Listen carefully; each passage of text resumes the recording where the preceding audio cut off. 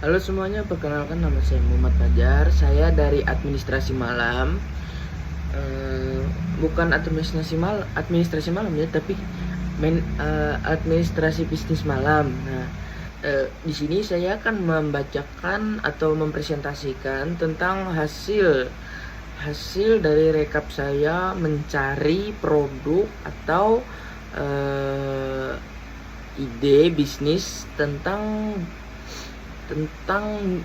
penginapan yang berbasis atau yang berkaitan dengan kearifan lokal seperti ini.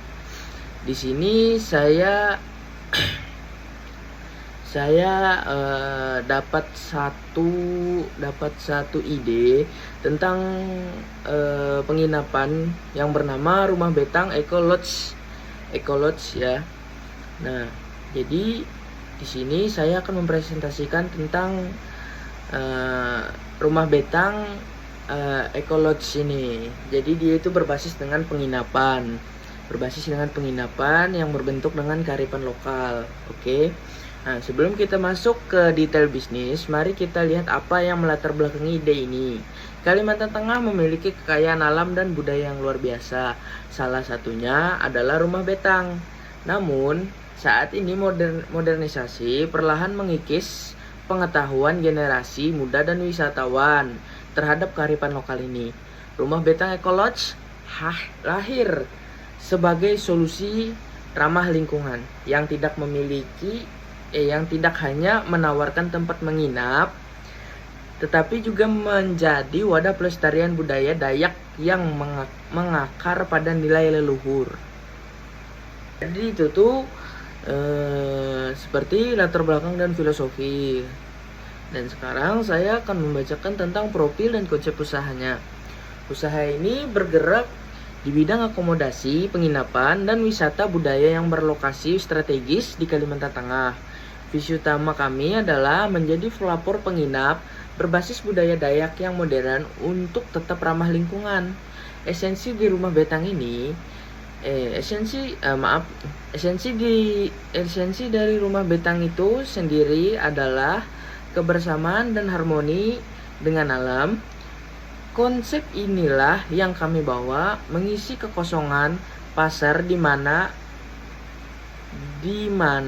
belum ada penginapan komersial yang secara totalitas mengadopsi dan mengedukasi identitas lokal kepada wisatawan dunia. Baik, itu tadi profil usaha atau konsep usaha saya. Yang keempat, saya akan menjelaskan produk dan jasa unggulan. Lalu, apa aja yang kami tawarkan? Kami memiliki 4 pilar layanan utama. Pertama, kamar eksklusif dengan desain interior bernuansa etnik Dayak namun dilengkapi fasilitas modern untuk menjamin kenyamanan tamu. Kedua, resto kuliner otentik yang menyajikan makanan khas Kalimantan Tengah. Oke.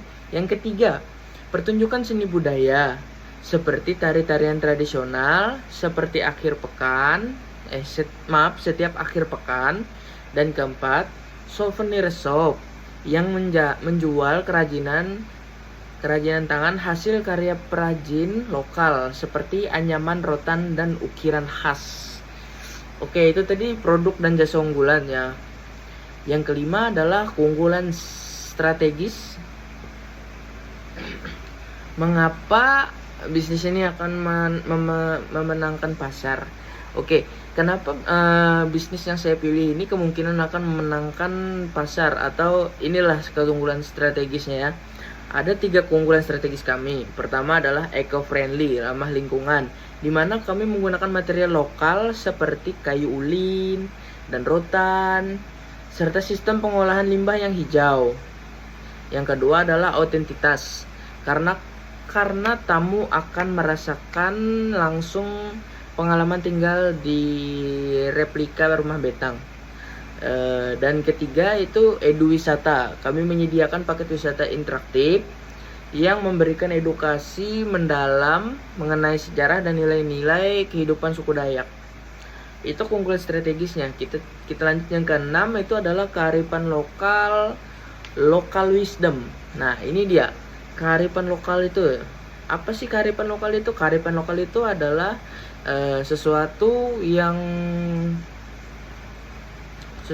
yang berkaitan dengan budaya-budaya yang melekat, seperti budaya kita, budaya saya gitu ya. Budaya saya ini kan kalau di sini itu adalah ini rumah betang, Dayak, tari-tarian tradisional, itu kearifan lokal ya teman-temannya. Nah, di sini kearifan lokal wisdomnya adalah kearifan lokal yang tidak hanya menjadi slogan, melainkan fondasi utama bisnis. Dari segi arsitektur bangunan, kami mendapatkan struktur panggung rumah betang asli. Dari segi ornamen, kami menonjolkan ukiran batang garing atau pohon kehidupan yang serat makna spiritual. Serta dari segi SDM, kami memberdayakan masyarakat lokal sekitar untuk bekerja sebagai staf dan pemandu budaya, sehingga bisnis ini juga berdampak positif secara ekonomi bagi warga lokal. Baik, itu tadi ya tentang kearifan lokal atau local wisdomnya. Dan sekarang ini adalah identitas visual budaya.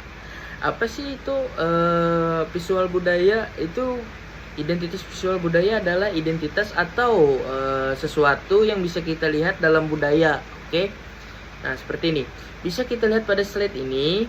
Berikut adalah representasi visual dari elemen budaya yang kami integrasikan ke dalam Ecolodge, mulai dari keindahan ukiran khas pada dinding dan pilar, keluasan seni tari, oh ya maaf, saya bacakan ulang ya. Identitas visual budaya itu, nah bisa kita lihat pada slide ini. Berikut adalah representasi visual dari elemen budaya yang kami integrasikan ke dalam Ecolodge, mulai dari keindahan ukiran khas Dayak pada dinding-dinding dan pilar, terus keluasan seni tari tradisional yang akan menghibur para tamu, terus hingga keunikan produk kerajinan rotan yang nantinya menghiasi interior kamar sekaligus menjadi komoditas di toko souvenir kami. Nah, itu identitas visual budaya ya. Oke, yang ke-8 adalah analisis target pasar. Kami membagi target pasar kami ke dalam 4 segmen utama, yaitu pertama, wisatawan mancanegara, yang kedua, pelajar atau mahasiswa, yang ketiga adalah keluarga dan komunitas, yang keempat adalah instansi pemerintahan. Oke, itu analisis target pasar. Apa sih analisis target pasar? Itu adalah kita menentukan target pasar untuk berkembangnya ini kita itu rumah betang Ecolodge kita tadi ya. Yang ke-9 itu adalah strategi pemasaran digital. Apa sih strategi pemasaran digital itu? Strategi pemasaran digital itulah strategi pemasaran yang kita buat secara digital atau online. Seperti kita menggunakan TikTok, Instagram, Facebook, WhatsApp, dan lain-lainnya ya. Oke. Untuk menjangkau target pasar tersebut, kami menerapkan strategi pemasaran digital, yaitu masif. Kami memanfaatkan visual branding melalui konten estetis di Instagram dan TikTok, menarik minat generasi dan wisatawan. Kami juga bekerja sama dengan travel blogger atau influencer marketing yang berfokus pada wisata budaya.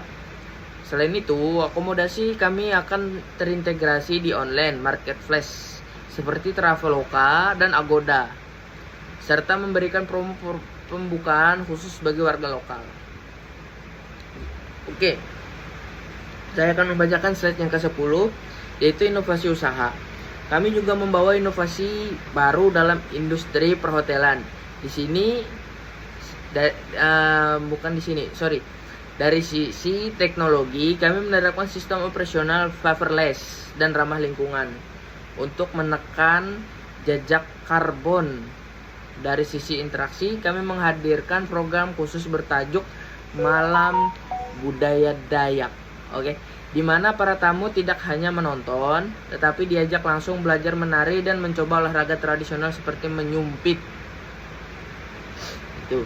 Oke, yang ke-11 itu rencana pengembangan, teks penjelasan. Rencana pengembangan itu adalah rencana supaya rencana kita untuk mengembangkan bisnis kita. Seperti saya ini rencana untuk mengembangkan sistem mengembangkan penginapan saya ini, penginapan Betang Eco Lodge. Saya berharap juga untuk ini bisa terwujud ya. Soalnya ini potensinya luar biasa loh. Oke. Berikut adalah peta jalan atau roadmap pengembangan bisnis kami selama 4 tahun ke depan. Di tahun ke-1 fokus kami adalah pembangunan fisik dan penguatan branding di Palangkaraya. Di tahun kedua kami akan menambah fasilitas berupa kafe budaya dan spa tradisional. Di tahun ketiga, kami berencana melakukan ekspansi cabang ke daerah wisata strategis lain di Kalimantan, seperti di Sampit, Pangkal Lambun, di manalah itu pokoknya yang lokal freight. Dan di tahun keempat, kami menargetkan untuk mampu menyelenggarakan festival budaya tahunan secara mandiri. Sebagai penutup, Rumah Betang Eco Lodge bukan sekedar bisnis penginapan mencari keuntungan, melainkan sebuah misi untuk melestarikan budaya Indonesia agar tetap hidup dan dikenal dunia. Demikian presentasi dari saya. Assalamualaikum warahmatullahi wabarakatuh.